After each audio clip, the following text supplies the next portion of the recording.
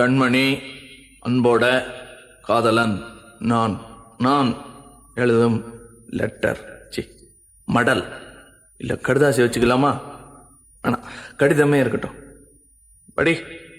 கண்மணி அன்போடு காதலன் நான் எழுதும் கடிதமே. பாட்டாவே படிச்சிட்டியா? அப்ப நானும் முதல்ல கண்மணி சொன்னேன்ல, இங்க பொன்மணி போட்டுக்க. பொன்மணி, உன் வீட்டுல சௌக்கியமா? நான் இங்க சௌக்கியம்.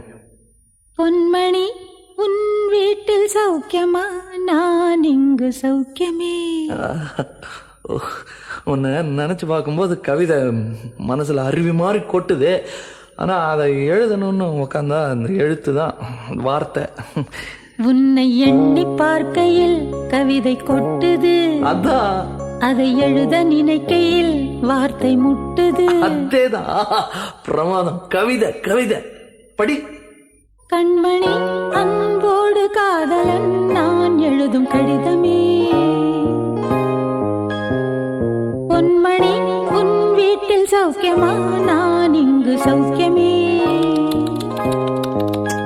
உன்னை எண்ணி பார்க்கையில் கவிதை கொட்டுது, அதை எழுத நினைக்கையில் வார்த்தை முட்டுது.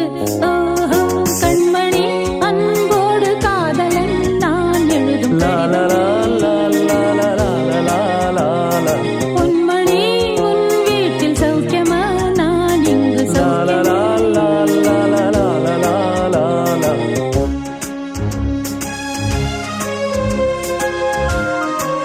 உண்டான காயம் எங்கு தன்னாலே மாறி போன மாயம் என்ன? பொன்மானே பொன்மானே,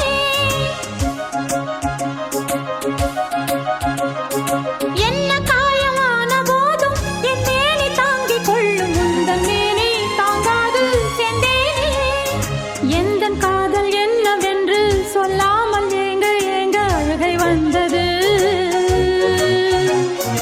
எந்தன் சோகம் உன்னை தாக்கும் என்றெண்ணும் போது வந்த அழுகை நின்றது.